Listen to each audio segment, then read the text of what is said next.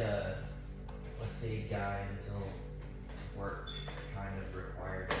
Yeah. But So, I like it. something that's interesting about what I do, opposed to what other people do, is that the average amount of time in which like other persons in this city will take to perform a skin fade is like 45 minutes to an hour. Yeah. And I can do that shit in like 10 minutes. Yeah, no. It's wild. Yeah. Yeah, it's crazy how much faster I am. Or just efficient. Yeah. Yeah, you're definitely like the only person that's ever cut my hair that like gives me a full haircut in like 15 minutes. Right. Yeah.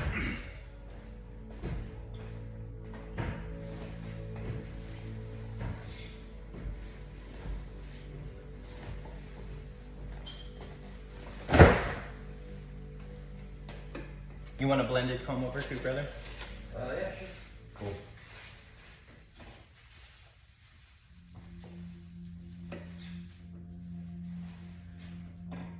Actually, you should do more of like a You want to like part? like a taper buzz kind of on top. Not a full level buzz cut, but like a little sugar on top, not a comb over. Yeah, absolutely. Yeah, I know exactly what you mean. Just like a shower ready cut that isn't gonna move too much. Yeah. Yeah, got it. So I'm gonna do a medium regular on you, so that you parallel your cut. Good.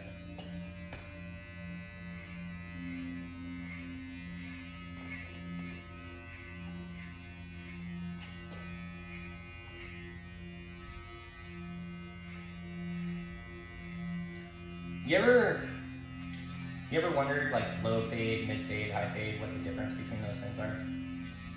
I've looked into it. It's kind of where the fade starts, like on It's your head. Right? exactly right. You used the right language there. It's where it starts. Yeah. What I think a lot of people get confused with is like, because they want to think like it's where it ends. Yeah. Oh, look at how high up it goes, Yeah. And I'm like, that isn't it, actually, Yeah. That has a lot to do with like pace of graduation. Yeah. Yeah, it's where the skin starts, or if it's like a one fade, for instance, where the one starts, or the two starts, or the three even. Yeah. Yeah. So a mid fade starts in the middle of the hook. Okay. That's the part that curves, right? And then Yeah. there's that straight line part, which is the bar. Which fade do you think looks the best? I think, in my opinion, I think the best fade is a drop fade. What's a drop fade? It's like this, only it's a curved fade, Okay. right? And the reason why is not because it's like better necessarily than this fade, but it's just like more current. It's like the most current. Yeah. Yeah, but it's also like one of the less practical ones. Like, so this one's more practical. And that's more or less the reason why I suggest it to so many people. Yeah. Because this is the fade that takes the most off of the back. Yeah. And that's like a better value for my clients who are looking for a great value. Yeah. Yeah, like, this is also, like when you do a straight fade like this, it's also the most practical haircut that you could possibly have if you have like a dirty job. Yeah. For instance. Like you're a mechanic, or in the army, or anything like that. Yeah. Police officer. Yeah. It's just low maintenance, you don't have to worry about it. So how's everything going at work? Going good? Yeah. Yeah. Where are you at right now? I work for the sheriff's office. I know, like, with the process. Oh yeah, we just finished the academy. You just finished the academy? Yeah, we graduate on Tuesday. You graduate on Tuesday? Yeah. That's dope, dude. Yeah, we have our final inspections on Monday, so all of us are kind of like getting haircut, getting our class A's, pressed, and all that stuff. Yeah, I've been rooting for you, bud. Sweet, thanks, dude. Don't let the job get you down, okay? Like, Yeah. remember, that oftentimes when you're running into these people, they're at their lowest. Yeah. You know what I mean? Yeah. But like 10 years from now, something like that, that person that you're repping is going to be like a granddad. Yeah. With his own business and doing well. Yeah. And it's just like, sometimes you're like God's tool. You're like a power moment. Yeah. You ever heard of that phrase, the power moment? Yeah. Yeah. Where you come and you can be like the catalyst for change. Yeah.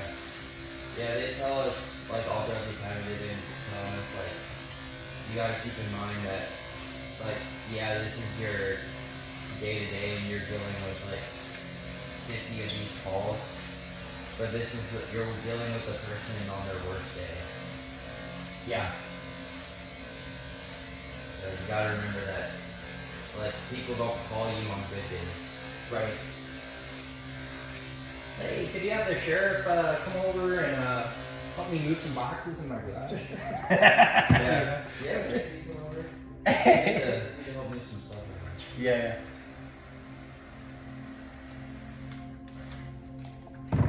Yeah, and they always tell us too, they say make sure you have friends that aren't cops, like friends that aren't in that world. To ground you, right? To ground you, because if you just only surround yourself with people that experience the same things you do, you'll just become super cynical. Right. And you'll get like you'll become very hateful towards everyone. It makes sense.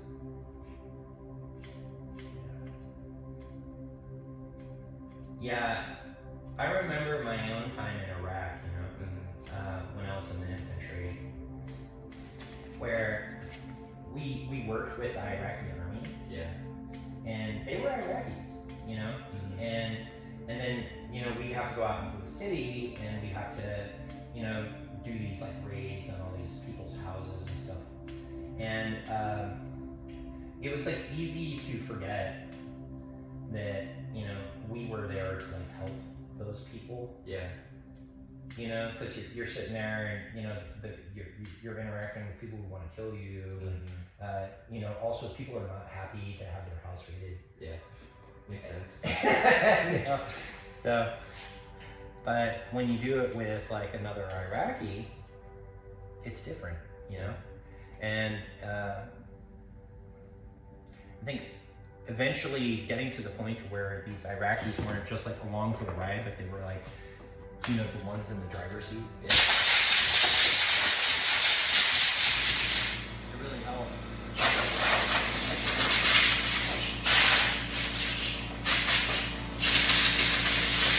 I'll tell you a little secret about the Iraq War that I think most people don't know. Is that that conflict was we were over our heads. Yeah. Yeah, the American people. Our military, we were over our heads in it, and we weren't doing well, Yeah. until the people of Iraq decided that they wanted to support us. Yeah. And the moment that they supported us, it was like basically it was over. Yeah, I mean, it makes sense, like, you're completely out of your territory, you don't know. Yeah. Like, you need their support in order to succeed, otherwise, like, you can have as much money as you want thrown at it, you're not gonna... Well, I think that American police force is like that as well, Yeah. Imagine trying to police a community that doesn't want you there. Yeah. You know what I mean? It's impossible, you can't. You couldn't, Because no one will report crimes, and then if someone does, and you get there, no one's cooperating with you, Right. it makes it impossible to do your job.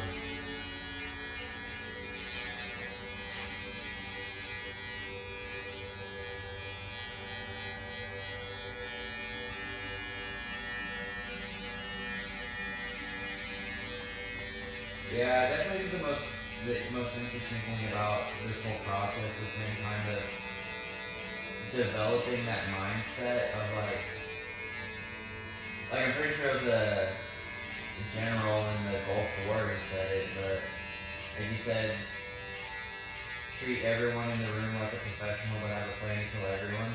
Right. Like that mindset of like treat everyone we interact with professionally, but we also have to have in the back of our mind like a plan to get out alive if we have to. You know? Right. I think that's something that a lot of people don't understand about interacting with the police. Yeah. You know, it's like, remember that anytime somebody's interacting with a police officer, they could incriminate themselves in a way in which it would get them arrested. Yeah. You know, and you have to remember that whenever you're talking to a police officer. And here's something that's interesting about that is like, you may not even know that you're saying something that's going to get you arrested. Exactly. Right? Yeah. So, you know, unless you need to, just exercise your right to remain silent. 100%. Like, they tell us all the time, like, other cops will tell us, like, don't talk to the cops. Right. Like, our unions and stuff, reps will tell us, like, Yeah. if you're ever in a shooting or something, Yeah. don't talk. Like, Just shut up. yeah. Yeah, I totally agree, you know. And, you know,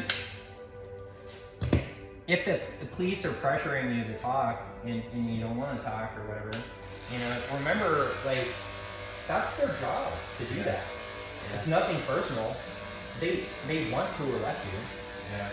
You know what I mean? They want to enforce crime enforcement. You know, it's like, you know what I mean? So it's like, you know, don't take it personally. You know, from your standpoint as well. You know, it's like, you know, remember that it's all a game. Yeah. It's all a game. You know, and the objective for you is to not get arrested. You know? Yeah. Like it's for real though, you know? Yeah.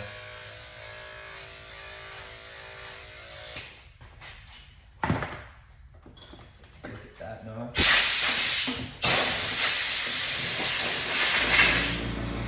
That's a clean fade, no bud? Yeah.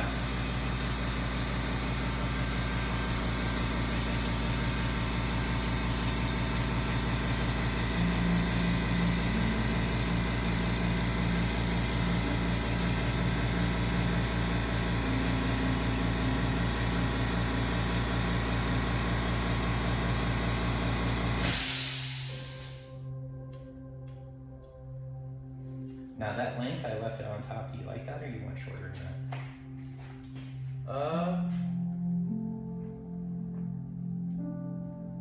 I like it. You like that? Yeah. Okay. Awesome, dude.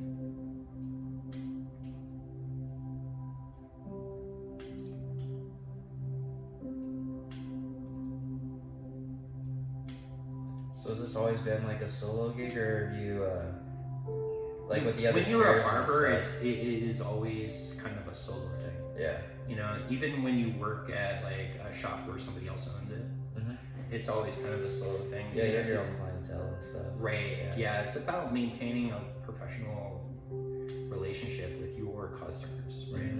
Yeah, and each space that you work in is like, you know, it's important for sure to, you know, have like kind of a teamwork mentality or whatever. Yeah. But remember that you're probably not going to work at the same barbershop for the whole life. Yeah. You know. Yeah. At some point, you're going to want to move, or you're going to have some sort of conflict you can't resolve with like another barber or something like that. You know. And then you know it'll just make sense for you to get out of there for your own mental health or whatever. Yeah. Yeah, but remember this, you know, as well. Like, you know, no matter where you go, if you're the problem's going to follow you. Yeah. You know? Every problem has a common denominator. Right. So, you know, be very self-aware, you know, as well when pursuing a career. Yeah, I was just wondering because like of the other chairs and I had other people in here, and it was okay, you know. But I looked at the numbers and it just didn't make sense the way I was doing it. I think moving forward, I'm going to rent spaces to people and then try to make money off the store. You know, because trying to make money off of these professionals trying to do their professional work or whatever, it upsets them, and you know they start to resent the ownership and stuff like that. You know, so it's better to let the artists keep as much of their money as possible. Yeah. You know, that way you can get really talented people to work with you as well. Yeah, like they're more likely to work with you if they're just. Hey Tech, we're gonna take some photos. Okay. They're more likely